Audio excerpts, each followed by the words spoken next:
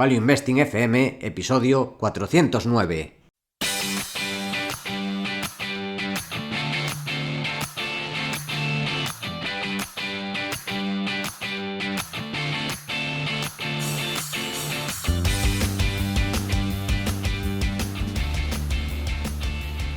Hola, soy Paco Lodeiro. Bienvenido a Value Investing FM, el podcast semanal en el que te ayudaremos a sacarle partido a ese dinero que tanto cuesta ganar y ahorrar.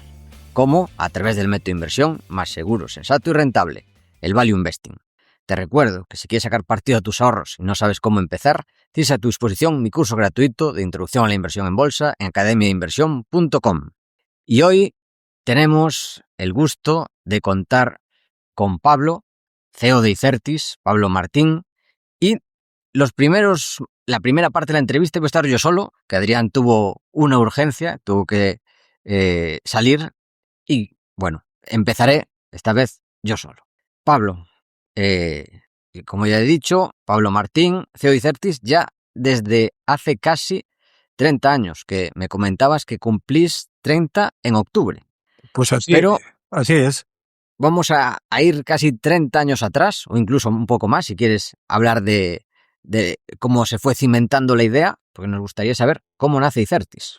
Pues, oye, muy buenas tardes, Paco, un placer estar con vosotros, encantado. Y efectivamente, el 26 de octubre de este año cumpliremos 30 años. Ahí es nada, ¿no? Un montón de tiempo que hace que empezó ya la compañía. ¿Y cómo empezó? Pues sorpresivamente, bueno, sorpresivamente no, como no podía ser de otra manera, con un altísimo grado de inconsciencia, de falta de planificación y de irrelevancia, ¿no? La empresa la monté con 23 añitos, o sea, era realmente muy joven. A mí siempre me gustó todo lo relacionado con la tecnología desde muy pequeño.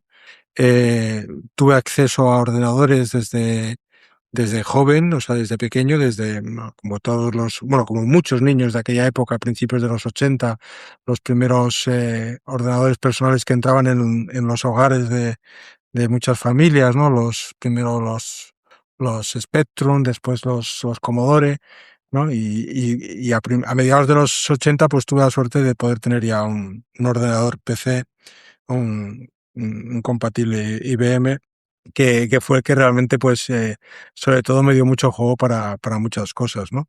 Entonces, a partir de ese momento siempre tuve interés por todo lo que tiene que ver con la informática, con la tecnología, pero también con la innovación, con la ciencia, con muchas cosas. Tenía, digamos, muchas inquietudes.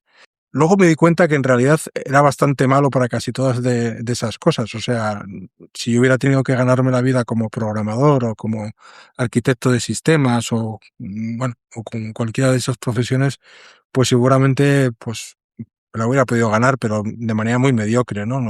No destacaba especialmente por ninguna de esas capacidades. Y sin embargo, si había algo que también algunos observaron en mí desde muy pequeñito, que era mi facilidad o mi querencia por todo lo que tenía que ver con los negocios, ¿no? Siempre recuerdo y cada vez que me la encuentro, lo recordamos, ¿no? A una vecina de cuando yo era un niño, que con 5 o 6 años me llamaba el abogado, ¿no? Porque decía que estaba siempre negociando, discutiendo con argumentos y que era un niño un poco extraño para todo eso, ¿no? Y siempre me gustó todo lo que tenía que ver con los negocios y con esas cosas. Desde pequeño pues ya empecé a intentar conseguir que ese hobby de la informática también se convirtiera en un ingreso que me permitiera pues mantener al menos el gasto que me suponía, ¿no? Intentar hacer cositas que me proporcionaran pues esos ingresos. Y con todo ello, pues un buen día, con 23 años decido montar una pequeña empresa de informática, ¿no? Lo que hoy llamaríamos una startup, pero que por supuesto ese término no existía a principios de los 90 y ninguna de las cosas que hoy asociamos con una startup. O sea, que decir, en aquel momento pues no era nada más que una empresa, un emprendimiento que surge, como dije, con una total inconsciencia, con una falta de conocimiento, de experiencia y de recursos para que aquello tuviera éxito, pero sorpresivamente pues lo tuvo. que aquí lo importante es empezar, que comentabas. Empezamos con, pues eso, con muchas dudas, bueno, como casi cualquiera que empieza un negocio. Y lo importante es empezar, y en lo que se ha convertido Icertis, ¿no?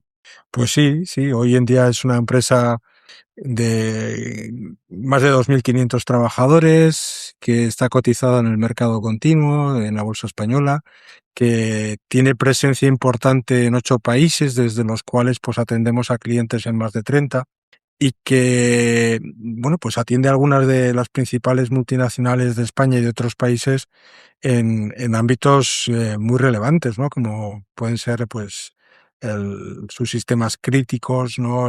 A las plataformas sobre las que corren, la seguridad de sus sistemas, ¿no?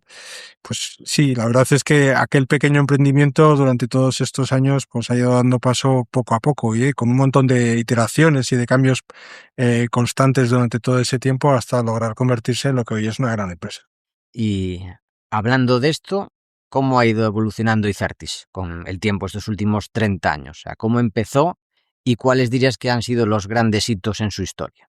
Bueno, yo siempre digo, todavía la semana pasada era un evento que denominamos NICO, New Year's Kickoff, en el que nos reunimos todos los directores de los principales países y hablaba de uno de los rasgos fundamentales de nuestra compañía, de los rasgos culturales fundamentales que lo tenemos ya muy imbuido, que es el proceso de metamorfosis continuo, ¿no? O sea, es decir, un proceso deliberadamente buscado de transformación y de destrucción creativa, ¿no? De cambio constante para ir evolucionando de lo que somos a lo que queremos ser, ¿no? O sea, lo que quiero decir es que de la empresa que en su día se fundó, ¿no? A lo que es hoy, no se parecen en nada, pero tampoco ninguna de las etapas que fueron desarrollándose posteriormente. La empresa surge en Gijón, en Asturias, por lo tanto una empresa de lo que en aquella época o todavía ahora se denominaría de provincias, ¿no? Que en un momento en el que pues el acceso al capital para el emprendimiento prácticamente no existía y que por lo tanto todo lo que podía ser es un negocio de lo que hoy llamaríamos bootstrapping, ¿no? O sea, salir a la calle, vender, hacer caja, cobrar a los clientes y seguir reinvirtiendo, ¿no? El modelo tradicional de emprendimiento. Durante mucho, eso, bueno, pues facilitó el arranque, pero también lo que hizo es que los inicios fueran difíciles y duros y que permitieran crecer al ritmo que permitían crecer, ¿no? De manera muy, muy limitada. Pero fue una constante de crecimiento, ¿no? Y durante esos años, pues se crecía a un ritmo más o menos elevado, siempre en positivo. Nunca hemos decrecido. Todos los años de estos 30 años la empresa ha tenido un crecimiento constante. De hecho, la media anualizada a largo plazo es de casi el en torno del 23%. Y eso en una serie tan larga es mucho crecimiento, pero lo que nos llevó es prácticamente a pasarnos pues unos 14 años, si mal no recuerdo, entre 12 y 14 años creciendo de manera orgánica, pura y dura, y de manera local. O sea, éramos una empresa asturiana que trabajaba fundamentalmente para empresas asturianas y como mucho para un poco más en las zonas limítrofes, ¿no? En el norte de España. Y hasta hace aproximadamente unos 15 años, 15, 16 años, donde se produce un primer cambio bastante drástico, ¿no? O sea, en aquel momento fue cuando hay una pequeña epifanía, una crisis de existencial mía, y nos dices, bueno, esto que tenemos, que yo tenía creo que 37 años en aquel momento, pues era una empresa de 5 millones de euros de ingresos, 80 trabajadores, bueno, que muchos dirán, oye, pues deberías estar contento, ¿no? O sea, que decir, mira lo que has conseguido, ¿no? Empezando de cero, pues después de unos cuantos años tienes una pyme. Pero yo realmente lo que en aquel momento me hice consciente es de que no tenía nada, ¿no? De que era una empresa demasiado pequeña para poder ofrecer servicios avanzados, para poder trabajar con grandes empresas, para poder tener economías de escala que la hicieran eficiente, para poder en definitiva, diferenciarse y convertirlo en algo grande, ¿no? Yo creo que fue un momento, como dije, ¿no?, de epifanía en el que te das cuenta de, dices, esto no es nada, ¿no? Y yo creo que es el primer punto de inflexión en aproximadamente a finales del 2010, ¿no?, cuando decidimos esto hay que convertirlo en una empresa grande. Todas las historias se cuentan siempre hacia atrás. O sea, quiere decir que lo que estamos contando hoy ya sucedió y por lo tanto resulta bastante fácil a unir los puntos, ¿no?, que decía Steve Jobs y dotar al discurso de coherencia. Pero la realidad es que cuando lo estás contando eh, eh, cuando está sucediendo, ¿no?, lo que estás contando, no tienes esa visión tan clara, esos puntos unidos, y las cosas van sucediendo como van sucediendo y luego se unen una vez sucedidos, ¿no?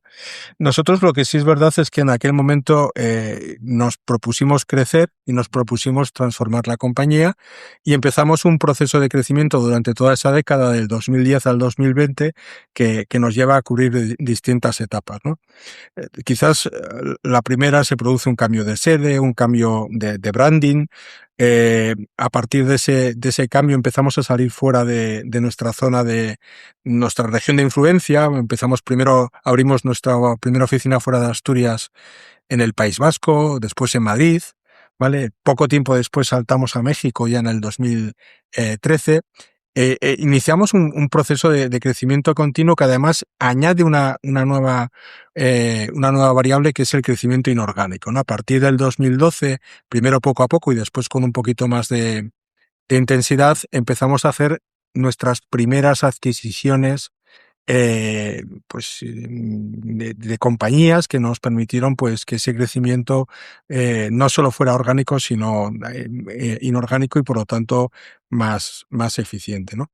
A mediados de esa década, sobre el 2015, pues tomamos conciencia de que a pesar de que crecíamos y de que todo iba muy bien, pues el tamaño, ¿no?, el famoso compounded, ¿no?, el famoso interés compuesto o números compuestos en este momento, por mucho que creciéramos al 20% de media anualizada, el tamaño de partida era tan pequeño que nos llevaría varias vidas llegar a construir lo que realmente queríamos y creíamos o quisimos incorporar capital ajeno a nuestra compañía para hacerlo crecer. Y en aquel momento empezamos a buscar primero private equity, ¿no?, capital riesgo, porque parecía lo más evidente, ¿no? Y bueno, después de un tiempo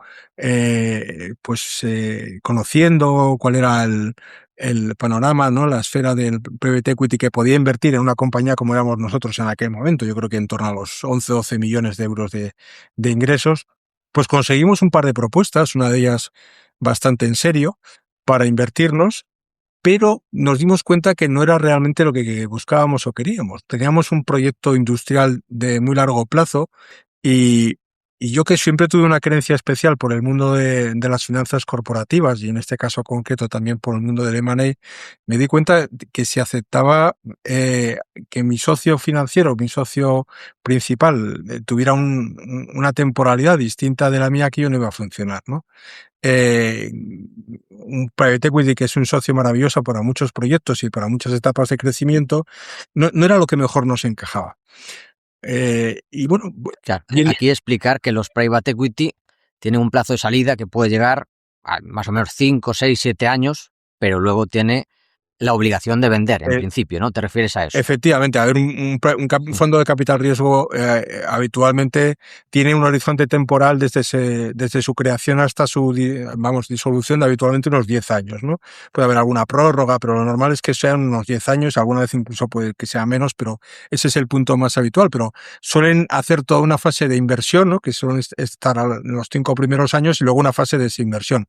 Y el tiempo medio que suelen estar en una compañía está entre los 4 y 5 años, ¿no? Puede haber algún caso que se puedan permanecer hasta 7, 8 años, muy anormal, ¿vale? Pero el tiempo medio suele estar entre los 4 y 5 años, entre otras cosas, porque como ellos miden su performance es en base a la TIR, ¿no?, a la tasa de retorno que consigan sobre el capital, y esta no depende solo de la rentabilidad de la inversión, sino del tiempo, ¿no?, en el que estén invertidos. Cuanto más rentabilidad y menos tiempo, mayor es la TIR, y por lo tanto mayor el performance que consigue ese fondo.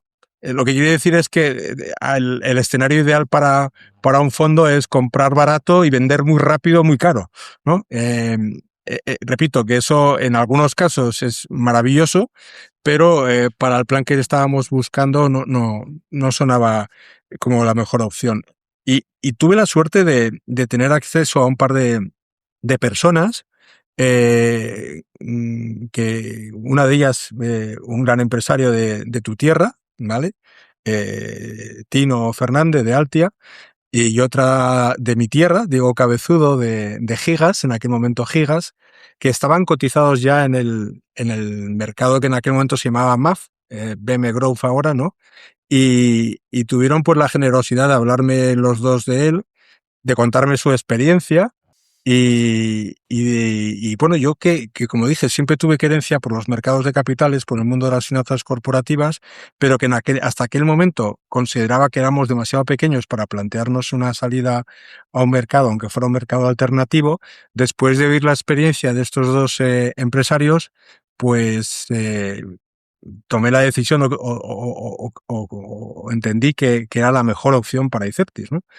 Y a partir del 2017 nos pusimos a trabajar en una eventual salida al BMB Growth. Lo primero que hicimos es crecer un poquito aceleradamente esos 2 años la empresa, porque queríamos dar un poco más de dimensión. Estábamos en los 20 y algo millones y en base a unas adquisiciones la hicimos crecer hasta el entorno de los 30 y tantos, 37 millones creo que cerramos el 2018. Y ya el 2019 logramos salir a cotizar el 25 de noviembre del 2019 al BM Growth con un market cap. El primer día cerramos de 36 millones y con una facturación, unos ingresos, si mal no recuerdo, en el año de 2019 de 46 millones de euros, ¿no? El 2020, que fue el año siguiente, cerramos con 52 millones. Si te acuerdas de cómo empezó la historia, te dije que en el 2010 éramos una empresa de 5 millones y por lo tanto en esa década habíamos conseguido multiplicar por 10 nuestros ingresos, pasar de 5 a 50, pasar de aproximadamente 80 empleados a cerca del millar que estábamos en ese momento, también a finales del 2020, 800 y pico, 900, con lo cual habíamos multiplicado la compañía por 10 en una década, ¿no? Eh, Parece un salto no muy grande, ¿no? De 5 a 50. 50 sigue siendo una empresa relativamente pequeña, pero el cambio para nosotros era absolutamente abismal, ¿no? Era un cambio absoluto, ¿no?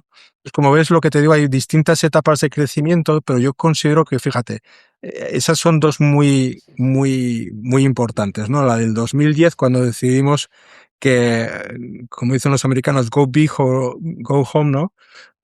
Sí, sí. Y la segunda, ¿no? A finales de la década, con eso ya casi el logro de haber conseguido esos 50 millones, pues el haber salido a cotizar al BM Growth y convertirnos en una empresa pues de otro tamaño, con otro nivel, otra profesionalización y listada, ¿no? Que habría una nueva etapa que es en la que estamos ahora mismo, ¿no? O sea que, haciendo un resumen, yo veo que durante esta época, estos 30 años, hay tres pilares.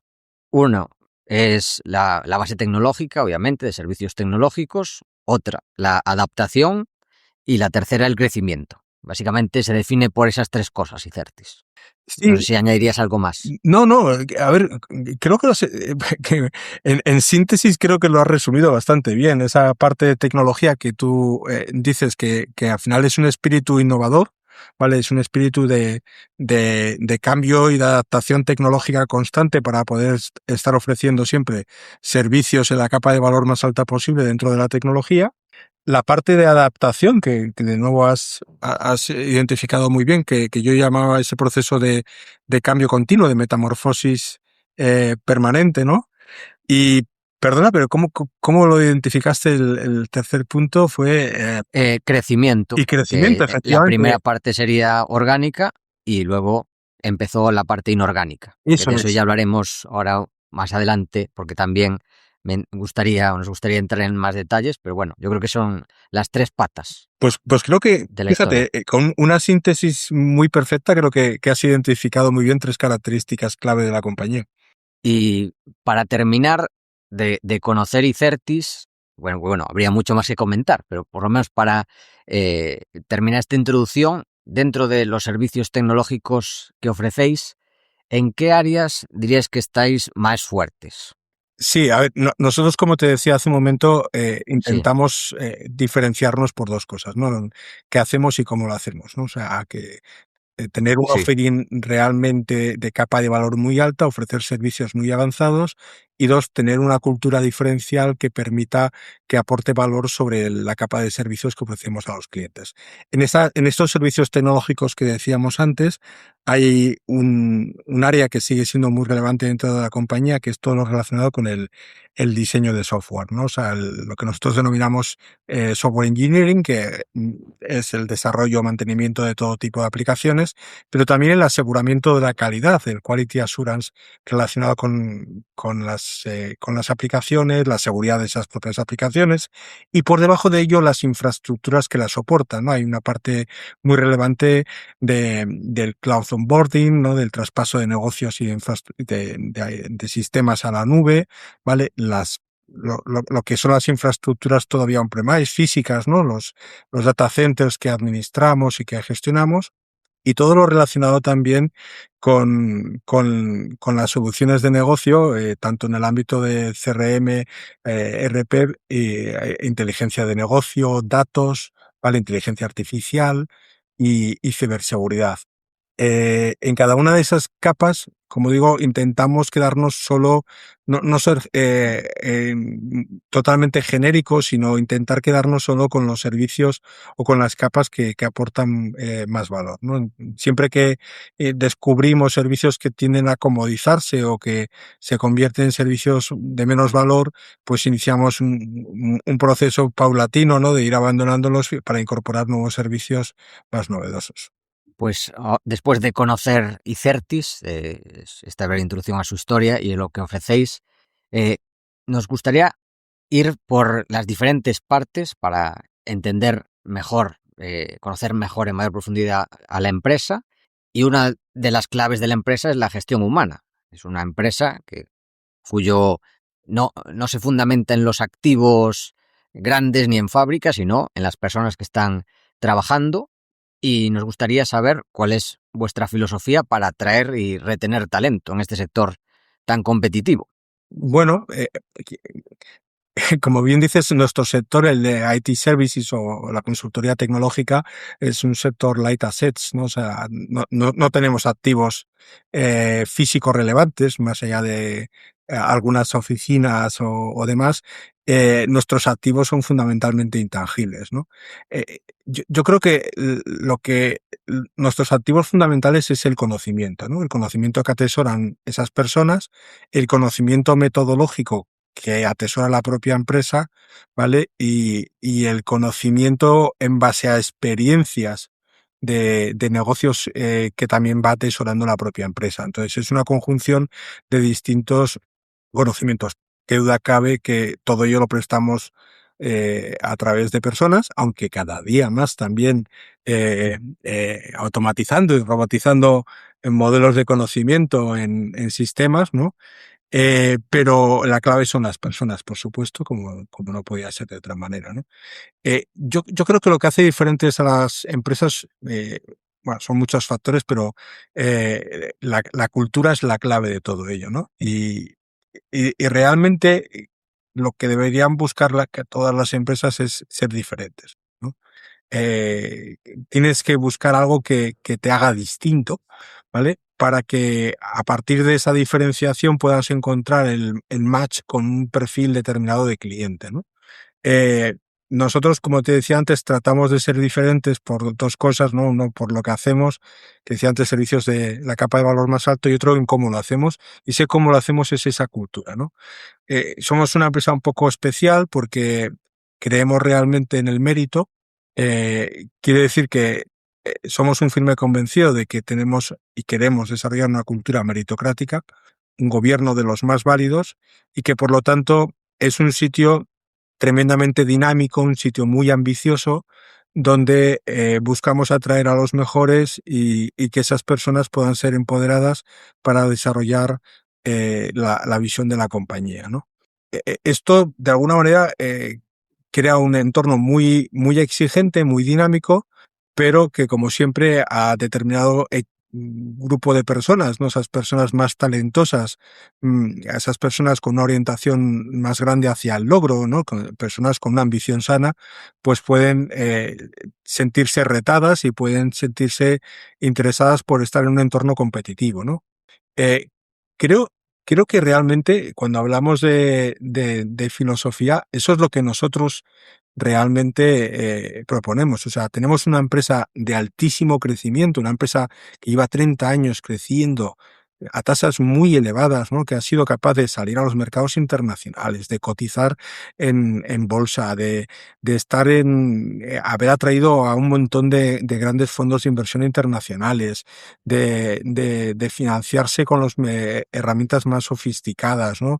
De hacer M&A, de consolidar compañías, de ofrecer soluciones súper avanzadas para las empresas más grandes con proyectos realmente complejos y retadores.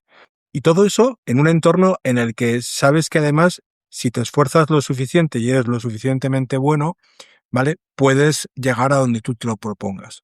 Ese entorno meritocrático creo que es realmente el atractivo de nuestra compañía. Por supuesto, esto no le encaja a todo el mundo. O sea, quiero decir, porque no todo el mundo quiere eso, ¿no? Pero sí es verdad que hay muchas personas que sí tienen esa orientación al logro, esa sana ambición, ¿vale? Por un gran desarrollo profesional, por un gran desarrollo de sus carreras, donde estar en Icertis puede ser algo tremendamente retador.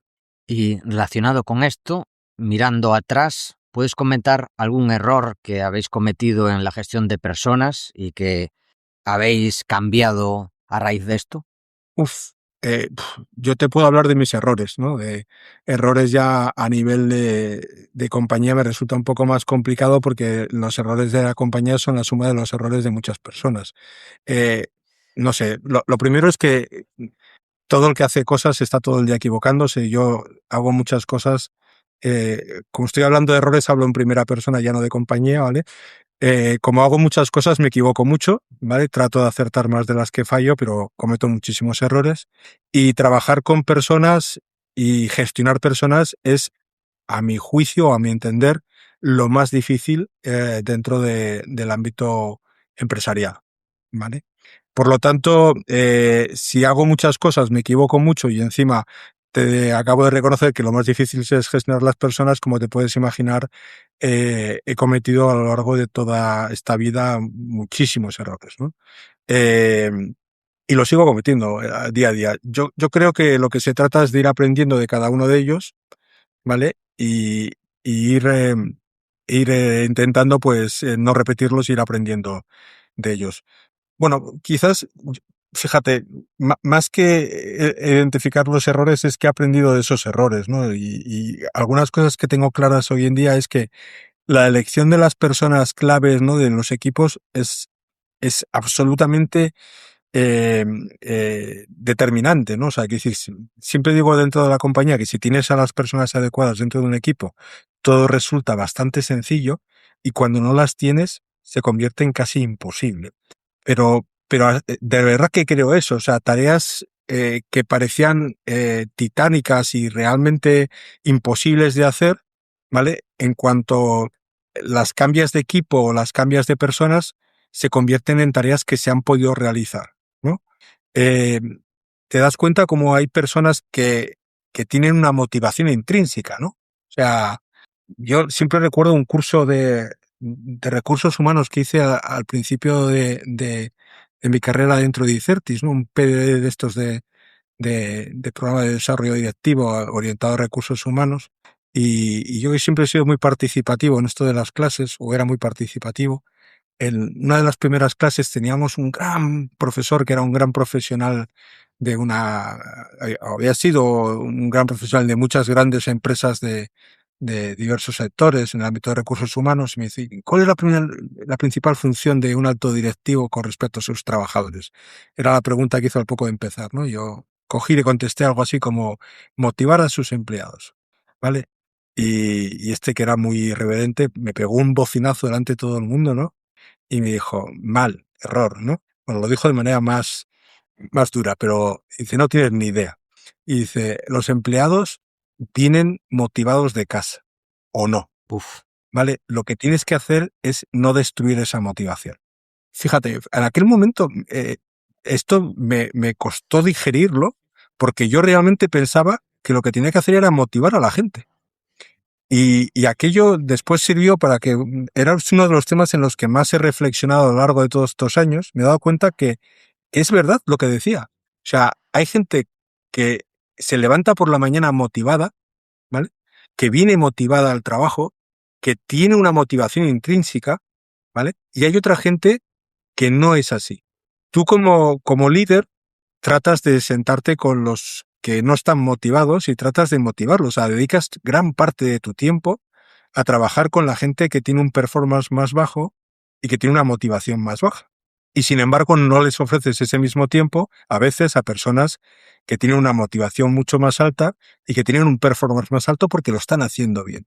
Qué tremendamente injusto es, ¿no? Tu tiempo se lo dedicas a aquellos que realmente lo merecen menos, ¿vale? Estoy hablando en términos no humanos, sino en términos sí, sí, de eh, de asignación de recursos de exactamente, tu términos tiempo, sí, sí, puramente de negocio, ¿de acuerdo? sí, sí. Por supuesto, lo lógico sería que tú aplicaras o que dedicaras todo tu tiempo a aquellas personas, ¿vale? Que ya llegan motivadas y que además están haciendo méritos, ¿no? Y a aquellas otras, pues en algunos casos les busques el lugar adecuado dentro de la compañía, porque siempre no a todo el mundo dentro de una empresa puede ser top performance, ¿no? Y si no, incluso como muy amablemente dicen en México, se les da las gracias, ¿no? O sea, se les agradece el trabajo desarrollado en la compañía y se les invita a que busquen un sitio donde puedan encajar mejor, ¿no? Eh, Esto que digo que suena muy duro, ¿no? Pero que es así, que es absolutamente real, ¿vale? Pues yo creo que son aprendizajes, ¿no? O sea, te podría estar contando uno tras otro 80 o 90 o 100 ideas como estas que son frutos cada uno de ellos, ¿vale? De aprendizajes, evidentemente, de múltiples errores cometidos a lo largo de todo este tiempo, ¿no? No, muy bueno. La verdad es que sonaba fuerte la reflexión, pero si lo piensas, es tal cual, lo de la asignación de tu tiempo a Sí, la persona fíjate, que ya quiere darlo todo. el otro día que, vuelvo a decir, estábamos hablando dentro de este New York Kickoff, ¿no? Y hablando de distintas ideas de management, creo que era, no quiero equivocarme, ¿no? Pero en el libro sobre Netflix, ¿no? De Sin Reglas, ¿no? Del fundador de Netflix, hablaba de que las personas realmente talentosas, al menos dentro de Netflix era lo que él decía, y, de, y él lo extrapolaba al conjunto de las empresas. Las personas realmente talentosas llegaban a tener un rendimiento de 10 veces lo normal, ¿no? O sea, la media normal. O sea, no es que fueran un poco más, ¿no? Es que en términos de aportación de valor eran 10 veces más, ¿no? Fíjate la clave en lo que es la selección de las personas. O sea, la intransigencia absoluta, ¿no? Con aquellas personas que son, que están por debajo del rendimiento medio, ¿vale? Y el mérito que debe ser, o sea, aplicado sobre aquellas que están en un rendimiento eh, superior, ¿no? O sea, al final, si, Pareto también se cumple aquí. El 80% de las personas que trabajan en una empresa tienen un rendimiento estándar, o sea, hay que decir, hacen las cosas, hacen su trabajo, lo hacen bien, ¿vale? Pero es un rendimiento estándar, ¿vale? Están en la media. Pero hay un 10% que están por debajo de ese rendimiento, o sea, y hay un porcentaje del 10% que tiene un rendimiento extraordinario. Ese rendimiento extraordinario, esas personas son las que marcan la diferencia, ¿no?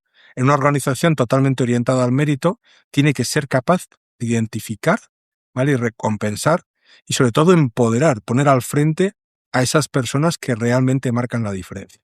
Muy buena reflexión sobre la gestión humana, sobre todo en una empresa donde es clave esto.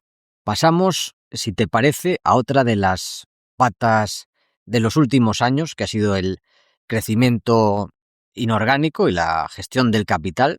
Y la primera pregunta es de gestión del capital en general, que cuando generáis caja, ¿cuál sería tu jerarquía mental de asignación de capital? Ya sea reinversión orgánica, adquisiciones, reducir deuda, dividendos, recompras. Ujú.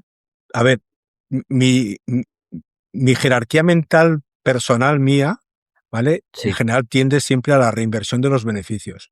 Sí, evidentemente todo eso depende de cuál es el nivel de apalancamiento financiero que tenga una compañía, ¿vale? Eh, si la compañía está muy endeudada o tiene un nivel de endeudamiento no adecuado, posiblemente la lógica, ¿vale? Sería que tu jerarquía mental fuera la reducción de deuda, ¿no? Y si se tratara de una compañía que no tiene una o sea, un capital allocation claro, ¿no? O sea, un sitio donde colocar el capital con un rendimiento de ese capital adecuado, pues la lógica es que deberíamos estar primando pues el reparto de dividendos, ¿no? O incluso en una compañía cotizada en el que el mercado esté claramente infravalorando la compañía, pues es posible que lo más rentable fuera orientarse a las recompras, ¿no? Pero partiendo de la base de Icertis, donde es una compañía que en estos momentos no tiene deuda, ¿vale? A día de hoy, bueno, tiene una deuda irrelevante, o sea, hablo de deuda neta, ¿vale? De deuda neteada prácticamente cercana a cero, después de la última ampliación de capital.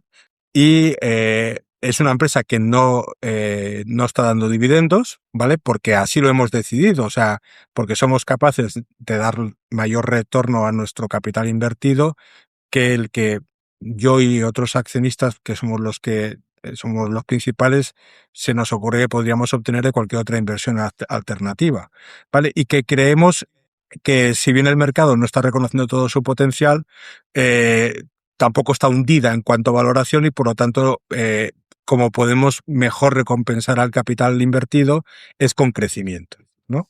A partir de ahí, mi lógica es que siempre voy a hablar de reinversión. Luego me hablas, ¿qué reinversión? ¿Orgánica o inorgánica? Fíjate, yo es otra de las cosas que siempre he dicho cuando me dicen, oye, es que el crecimiento orgánico es mejor que el crecimiento inorgánico. Yo siempre que me dicen esto digo, ¿y por qué?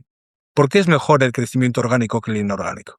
O viceversa, ¿eh? ¿Por qué es mejor el inorgánico que el orgánico? Aunque es más frecuente que se diga lo otro, yo digo, mira, todos los crecimientos, todos tienen un coste de capital.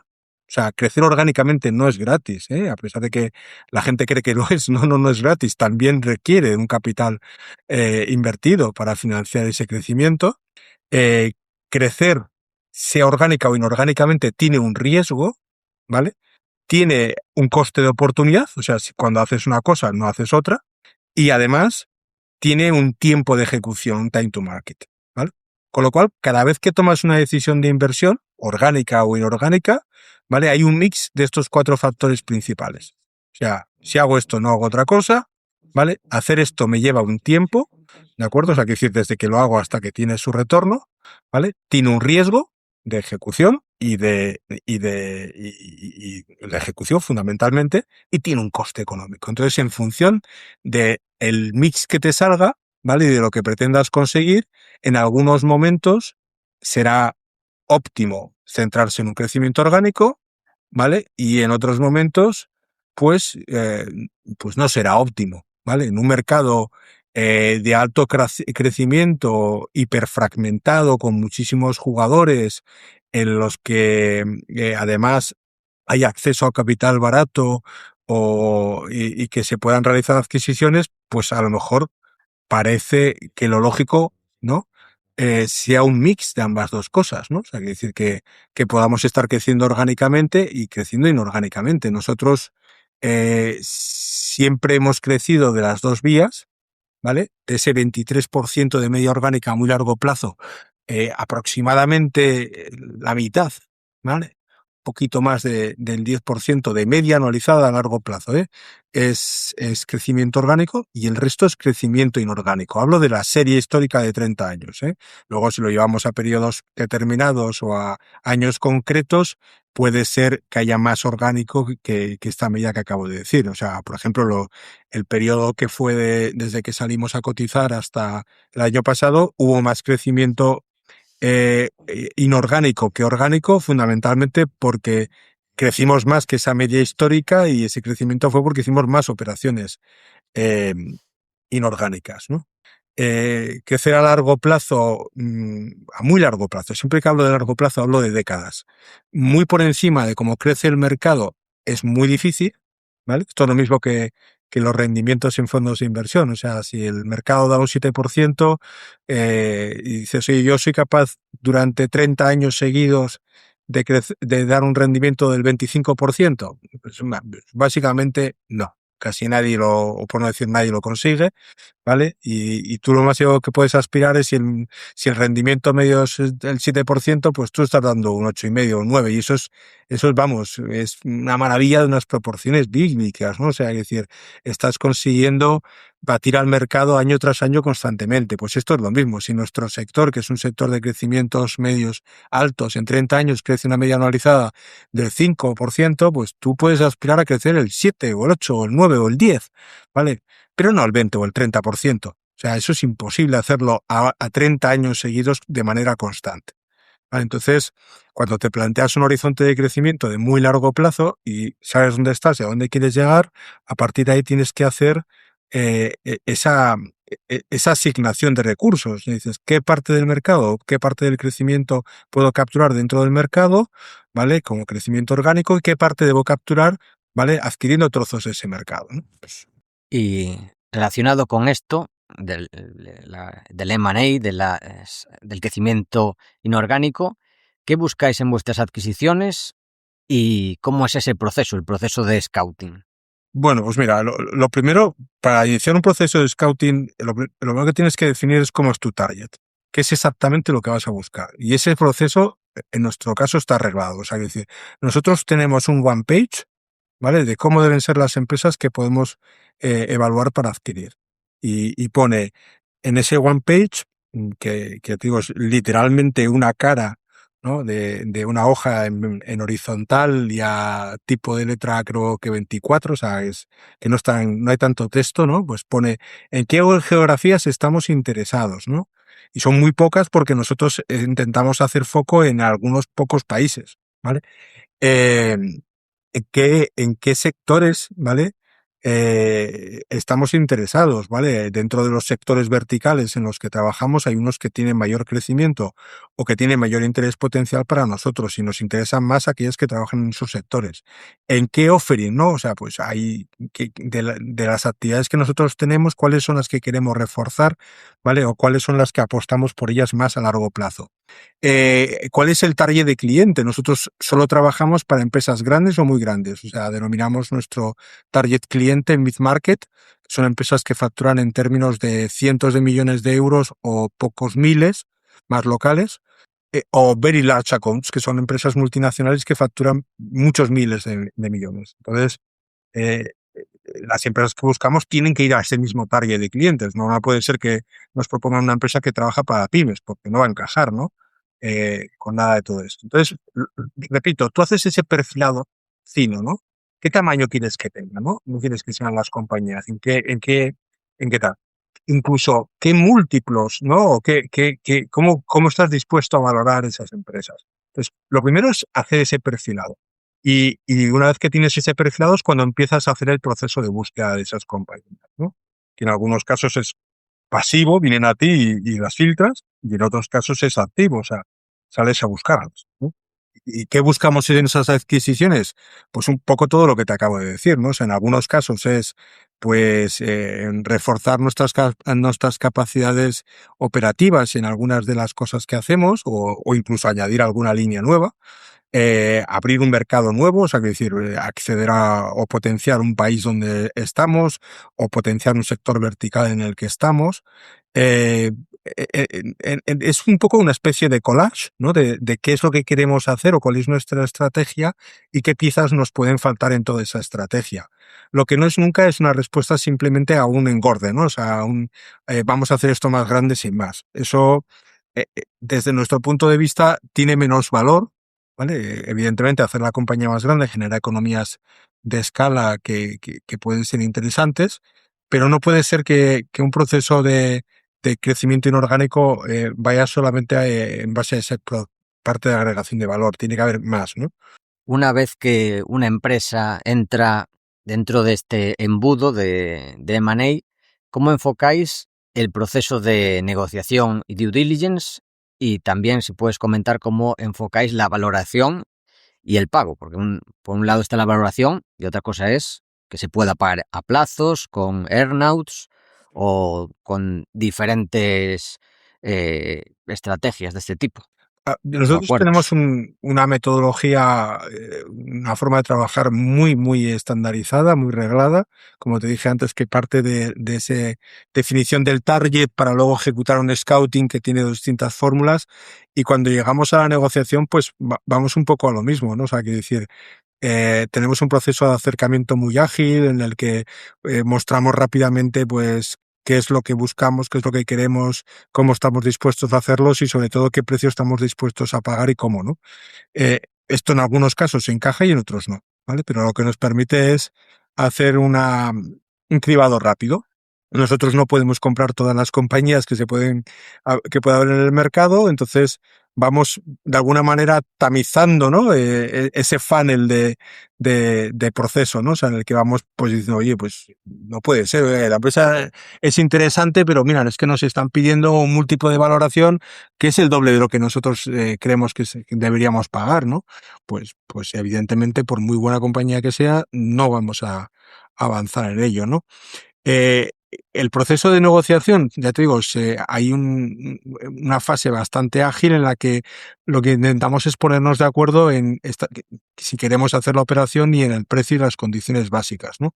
Y el siguiente punto es que nosotros utilizamos un modelo de contrato estandarizado, que además es bastante anormal de cómo suele plantearse en el mercado, ¿no? Nosotros en la propia LOI adjuntamos el SPA, o sea, en la carta de intenciones, que es lo que significa LOI, ¿no?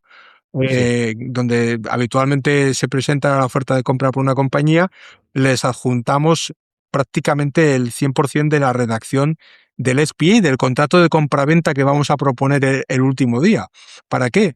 Porque en ese contrato de compraventa está pintado el proceso, ¿de acuerdo? Y si algo no encaja, mejor saberlo antes de empezar el proceso. Para nosotros, la negociación de todo eso es previo a la due diligence, porque el proceso de due diligence es una validación nada más de lo que nos han dicho la parte vendedora. O sea, nosotros cuando alguien nos dice o nos comunica los supuestos con los que tenemos que hacer la oferta, asumimos que todo lo que nos están diciendo es cierto, ¿vale? Que no hay falsedad alguna en los datos, pero no solo que no hay falsedad, porque a veces los datos no son correctos porque te estén engañando, a veces no son correctos porque el propio vendedor desconoce información. O sea, que si la encuentras tú donde el proceso de due diligence o él no es capaz de valorar esa información que te está proporcionando. Entonces, no. exactamente. Muchas veces hay métricas que hay que darlas por escrito porque si tú dices, pagamos un EV/EBITDA de 4 de 5, hay que decir que es el EV y que es el EBITDA, porque hay cosas que pueden ser discutibles, aunque no lo parezca. Bueno, prácticamente todo. O sea, Sí, exactamente. vamos, casi todos los conceptos, o sea, por mucho que académicamente estén definidos, te sorprendería que cuando llegas a un proceso de este tipo, pues tienes que negociar qué es caja, qué es deuda, Sí, qué es EBITDA, sí, sí, ¿vale? Qué activos intangibles se pueden reconocer o no. O sea, prácticamente todo, ¿vale? Es susceptible de interpretación, ¿vale? Aunque, digo, en pureza no debería ser así, ¿no? Pero cada uno tiene, pues tal, incluso pues las propias cuentas de anuales de una compañía, pues tú te supones que cuando te van a presentar unas cuentas, pues todo el mundo respeta unos estándares contables, ¿no? Y luego, pues bueno, te encuentras que en algunos casos voluntariamente, en las empresas más grandes raramente voluntariamente, pero a veces pues no es así, ¿no? O sea, y se producen pues errores en la temporalización o distintas prácticas no muy rigurosas que a veces afectan al precio positivo o negativamente. Nos hemos encontrado de todo, ¿no?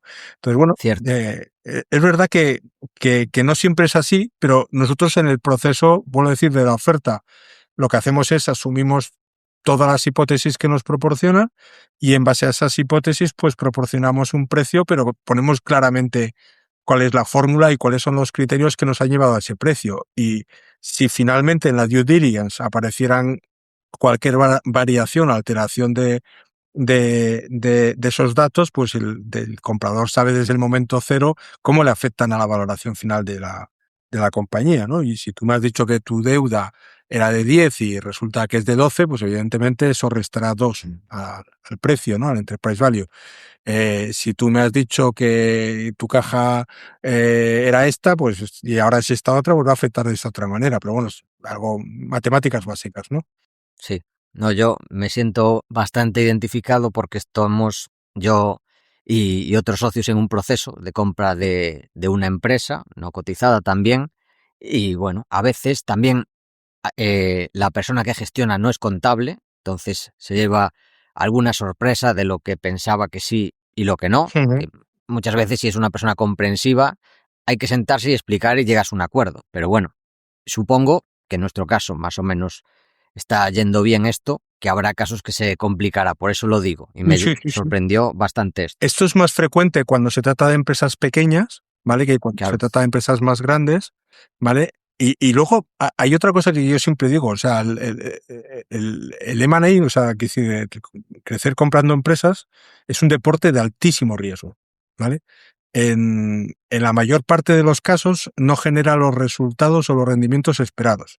Sobre todo, cuanto más grandes son las operaciones, más difícil es conseguir los resultados esperados. Y lo que las métricas o la estadística nos dice que más de la mitad de las operaciones, o sea, la mayor parte de las operaciones destruyen valor y no lo crean. Es verdad que estas estadísticas suelen estar reflejadas sobre empresas cotizadas o sobre operaciones de las cuales hayan métricas en el mercado y por lo tanto suelen ser operaciones muy grandes, ¿vale? Y se cumple menos en las operaciones más pequeñas. O sea, en las operaciones más pequeñas es más fácil la creación de valor que en las operaciones muy grandes. Pero así todo, repito, eso no incumple lo que dije al principio de que es un deporte de altísimo riesgo. O sea, piensa que, por ejemplo, hay un principio que siempre tenemos que asumir, que es que las posiciones de información son asimétricas. O sea, el vendedor en principio siempre tiene muchísima más información que el comprador, ¿vale? Y por lo tanto está mejor predeterminado, ¿vale? Para tomar una decisión óptima. O sea, a la hora de vender, ¿vale? Puede adoptar una mejor posición que el comprador. El comprador siempre desconoce muchas cosas que conoce el vendedor. Esto, junto con el riesgo implícito que lleva a la ejecución, nos lleva a otro detalle, que es que si tú crees que una compañía vale 10, ¿vale? Nunca debes pagar 10. Porque si pagas 10, ¿vale? Por esas dos máximas que acabo de decir antes, la ausencia de información completa para tomar una valoración correcta y dos, el riesgo de ejecución te va a hacer que siempre vayas a tener una desviación sobre tus previsiones de rendimiento. Si tú crees que vale 10, debes comprar a 9 o a 8, ¿vale? O al precio que tú consideres que tiene ese riesgo y esa ausencia de información suficiente. Porque eso es lo que te permitirá poder cubrirte de algunas desviaciones que puedas tener en algunas de las operaciones. Esto, lógicamente, es más difícil de aceptar para el vendedor porque el vendedor cree objetivamente que su negocio vale 10 y tiene toda la información, ¿vale? Pero, o cree tener toda la información, y por otro lado, evidentemente, siempre va a ir a un ejercicio de máximos, pero lo que tiene que entender es que el vendedor no tiene toda esa información, que tiene que asumir el riesgo de ejecución y que por otro lado, evidentemente, no va a ir nunca a un ejercicio de máximos porque estaría siempre pues sobrepagando, ¿no? La operación. Entonces, ahí siempre hay un gap que hay que conseguir, vamos a decirlo así, ese margen de seguridad que habláis los financieros también en las inversiones, ¿no? O sea, decir, pues asume que te vas a equivocar de vez en cuando y la única manera de poder cubrirte de esas equivocaciones es tener margen. y para mitigar esto, ¿usáis, por ejemplo, earnouts o algún tipo de cláusulas en los contratos? Para Sí, quien por no esté supuesto. escuchando, earnouts, digamos que son condicionantes que si se cumplen, eh, le pagas más dinero al vendedor. Básicamente explicado así de Sí, forma muy simple. sí, a ver, bueno, el earnout en realidad, más que cubrirte de una pérdida de valor, lo que hace es proporcionar un upside al vendedor, ¿no? O sea, siempre que te venden una empresa, o por lo menos en el 95% de los casos, lo que te plantean es un escenario en el que los siguientes años la empresa va a ir mejor, ¿vale? Claro. Casi nunca te plantean un escenario en que la empresa está plana, y yo creo que nunca me han planteado un escenario en que la empresa va a ir a peor, ¿de acuerdo? Obviamente, como todos sabemos, las métricas, la estadística no puede ser así. Entonces, los earnouts lo que dicen es, oye, yo el upfront, o sea, lo que pago inicialmente, está más ajustado porque ese valor que tú crees que vas a generar en los próximos años, en lugar de actualizártelo y pagártelo por adelantado, lo que hago es te lo desembolso si se cumple, ¿no? Si se paga. O sea, si te lo pago si lo haces.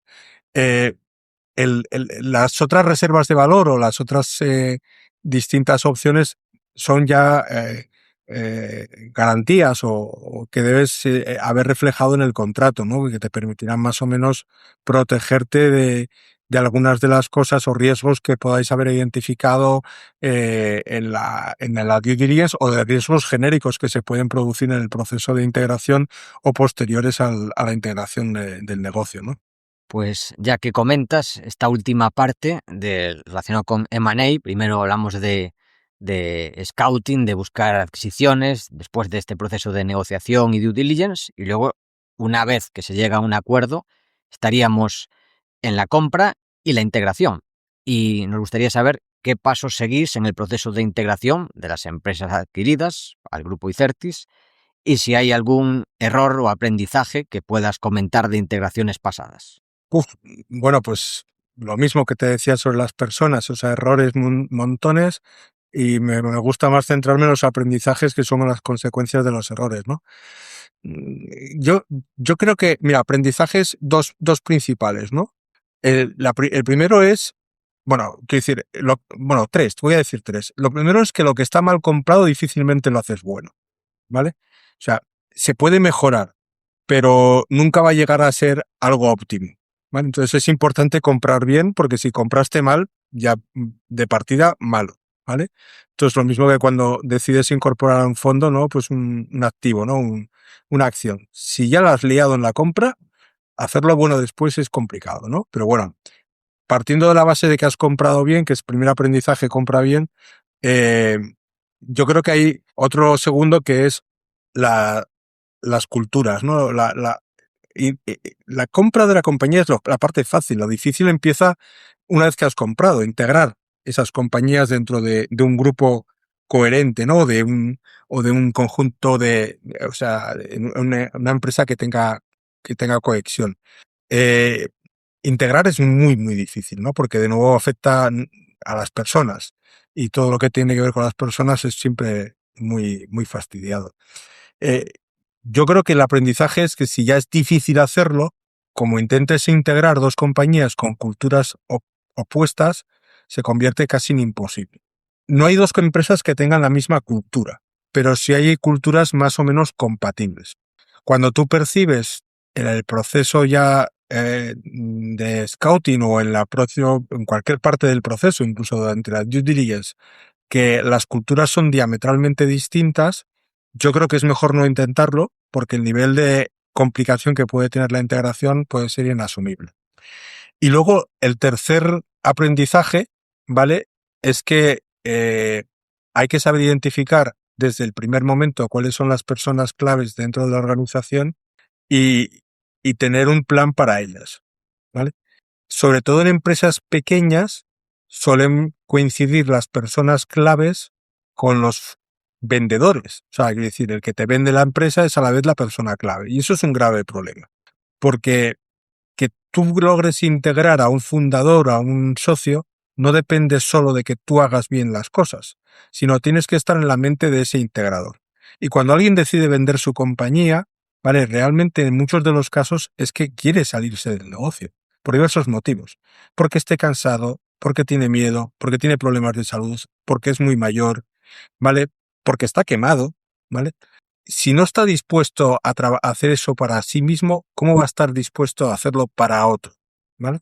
Entonces, ahí te encuentras con un problema. O sea, ¿eso quiere decir que no se puede integrar a los socios fundadores? No, digo que en algunos casos esa persona no se puede integrar porque su propósito principal cuando vendía era de desvincularse, con lo cual no te creas que lo vas a conseguir vincular tú después, ¿vale? Aunque te lo diga que sí, o sea, la realidad es que seguramente es que no. En otros casos no es así, ¿eh? En otros casos sí es verdad que sí pretende o su idea es continuar, y en esos casos pues tienes que intentar ver cómo lo integras. Pero la clave es identificar compañías donde más allá de los fundadores haya personas claves en sus organizaciones que en ausencia de esos fundadores puedan conseguir que se mantenga el valor, ¿vale? Y esas son las personas que realmente tienes que hacer el esfuerzo de integración. Porque si las pierdes, ahí sí que estás fastidiado. Muy buena reflexión. Adrián, ¿estás por ahí? Buenas tardes. ¿Qué tal, Adrián? Buenas tardes. Madre mía, qué show. Bueno, aquí me tenéis de vuelta. Madre mía, casi me atropellan. De lo más cerca que han estado de atropellarme en años. Un tío dando marcha atrás. Problemas en el banco. Bueno, un show. Pero lo importante es que he conseguido llegar a tiempo. Muy bien. Llegas para el futuro, vas a tener que escucharte la primera hora de podcast, eso sí. Bueno. En el viaje. Te lo escuchas. El pasado lo escucharé. Llego para el futuro. Lo más Muy importante. Bien. Bueno, pues Pablo, vamos ya al futuro. Y la pregunta es, ¿cuál sería el norte estratégico de Icertis para los próximos años? Aunque más o menos has ido dando pistas a lo largo de la entrevista. Si buscáis verticales concretas, alguna concreta que nos puedas decir, centrarte más en crecimiento internacional, más ingresos recurrentes, más producto propio, centrarte más en el sector público o privado. ¿Cuáles son el norte estratégico, digamos? Bueno, nosotros como compañía pública proporcionamos a los mercados periódicamente un guidance de largo plazo, ¿no? En el que les decimos cuál es nuestro plan, nuestro business plan, que es lo que pretendemos ejecutar. En este momento hemos proporcionado recientemente uno que cubre desde el año 2026 hasta el año 2030, o sea, para estos 5 años, inclusive en los que el horizonte temporal es terminar el 2030 con 500 millones de euros de ingresos y 65 millones de euros de EBITDA. Puede parecer mucho, pero es exactamente mantener una tasa de crecimiento medio, ¿vale? Aproximadamente igual a la que hemos mantenido durante estos 30 años, ¿vale? Con unas décimas de diferencia. O sea, quiere decir que básicamente vamos a seguir creciendo, haciendo lo mismo que hemos hecho hasta ahora y al mismo ritmo que lo hemos hecho hasta ahora. Esa es la principal declaración. El componente internacional va a ser más importante y llegaremos a un 50% de negocio internacional con respecto al 30% que aproximadamente cerramos el último ejercicio. Y luego no queremos poner chinchetas por todo el mapa mundi, sino que lo que nos queremos es centrar en unos cuantos mercados que consideramos estratégicos, en unos verticales que consideramos más interesantes y en unos servicios que consideramos de más valor. Básicamente son en los que ya estamos, pero potenciándolos. O sea, pues por ejemplo, apostamos por Europa, ¿vale?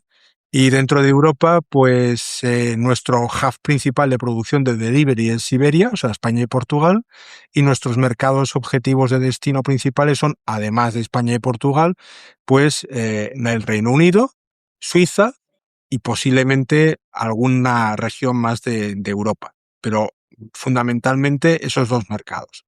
Son muy estables, que además desacoplan un poco del resto de la Unión Europea, ¿vale? Y algunas cositas más, ¿vale? Y que tienen presencia relevante de los verticales que nos interesan. Además, el Reino Unido, por ejemplo, es el mercado número 1 de ETI en Europa, con lo cual está claro.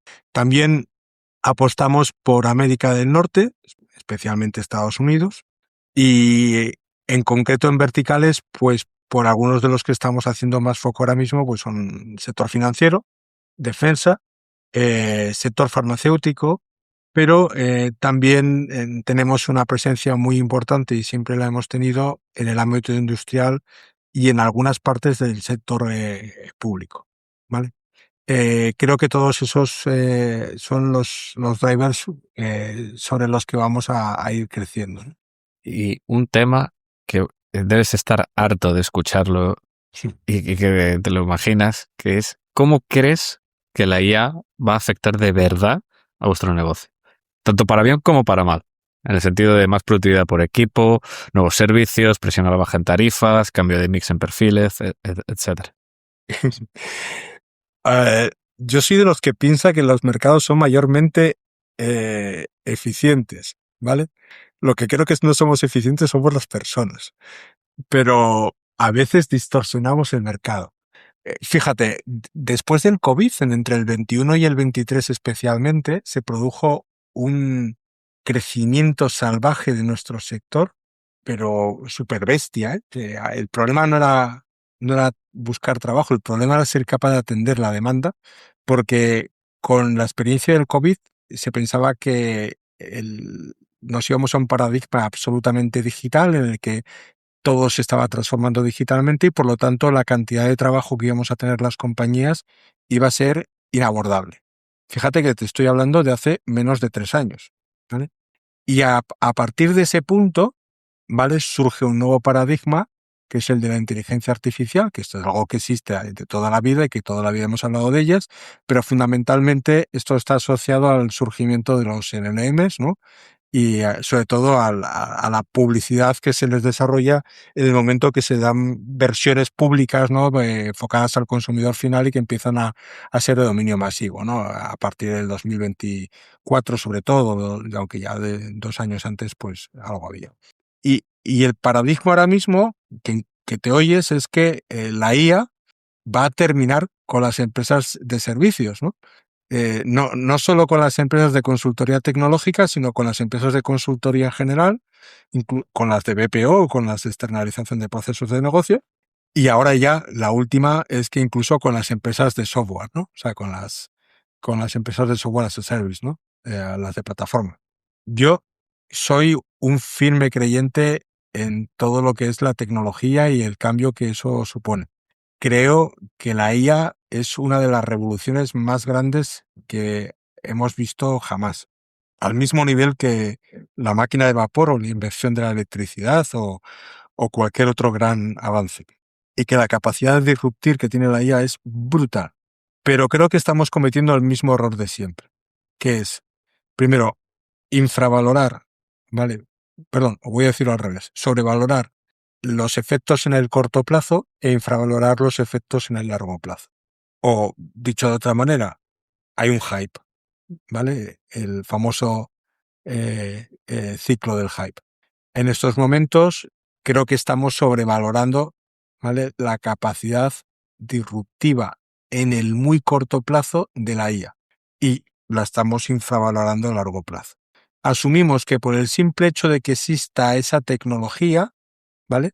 Al día siguiente se va a implantar y va a transformar los modelos de negocio. Y también sobrevaloramos el grado de desarrollo, ¿vale? Que tiene esa IA. O sea, yo no discuto que Claude, ¿vale? De Anthropic es una pasada. Y la última versión, ¿no? Que han liberado recientemente, ¿no? Pues parece que da un salto sobre la anterior y que cada día pues nos facilita más las labores de programación. Pero su CEO lleva 2 años repitiendo cada 6 meses que dentro de 6 meses no van a hacer falta programadores.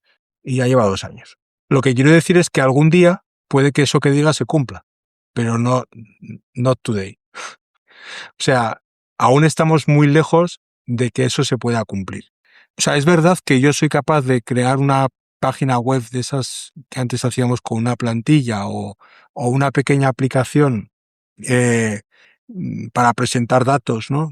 Con eso que se llama vibe coding y que, bueno, que hay herramientas que permiten hacer cosas, pero creer que realmente eso es todo lo que hace una empresa de desarrollo de software o creer que con esa misma IA puedes eliminar por completo a programadores es no tener ni repajolera idea de lo que hacen y de lo que se puede hacer, ¿vale?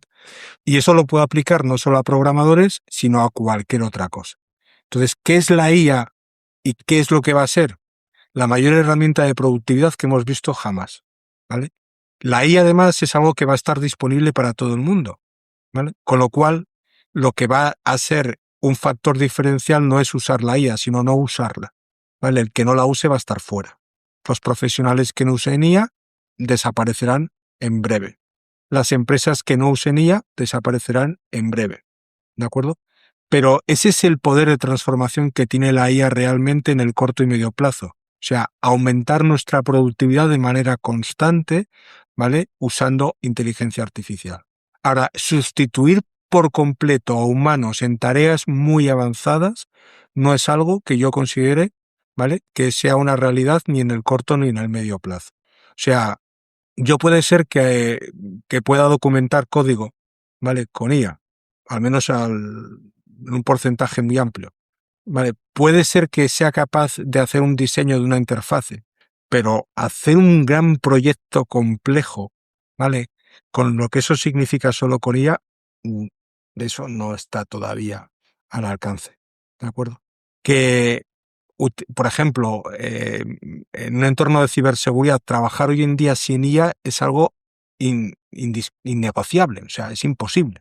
O sea, pero creer que una IA puede sustituir a un equipo humano por completo dentro de un entorno de ciberseguridad no es así, ¿vale? Entonces, los que aventuran la implosión, la destrucción, bueno, ya cuando hablamos de las empresas de software, repito, o sea, tú puedes sustituir a una IA, ¿vale? O sea, alguna aplicación muy sencillita que hace cositas, ¿vale?, por una IA. Pero tú, ¿qué me quieres decir? Que ChatGPT sustituye a la lógica de negocio que tiene pintada en SAP en una corporación de las que conocemos en IBEX 35.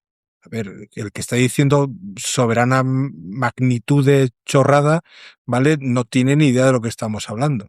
Entonces, lo que sí es verdad es que el crecimiento de la productividad no va a venir motivada por un mayor crecimiento del factor humano. O sea, es decir, va a haber un crecimiento, ¿vale?, que va a seguir siendo aritmético, no exponencial, pero donde no necesariamente crezca a la vez que crece las personas. O sea, no necesitaremos 10 unidades de persona para crecer 10 veces la magnitud económica. O sea, va a haber cierto crecimiento exponencial, ¿vale?, porque la IA va a hacer más productivas a esas personas. Eso va en contra de los trabajadores menos cualificados, ¿vale?, y de los trabajos más repetitivos, más sencillos que haya dentro de cualquier industria, ¿vale?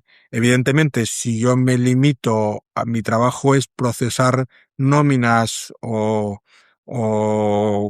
no sé, cualquier tipo de tarea, ¿no?, dentro que pueda ser fácilmente robotizable, pues sí que tengo mayor facilidad para sustituirlo a un humano por una IA.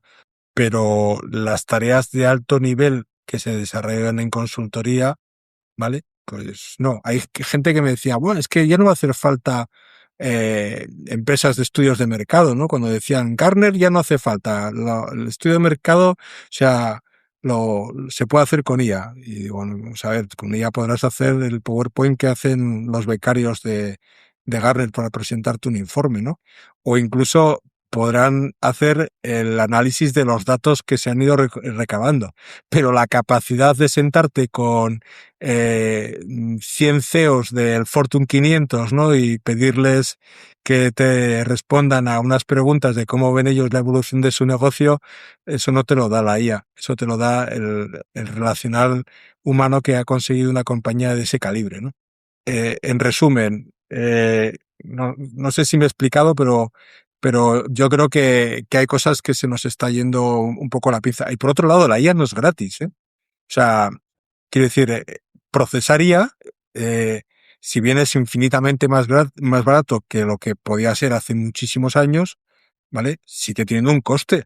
Y hay tareas que hacerlas con IA a día de hoy puede suponer una escala de costes que no es asumible.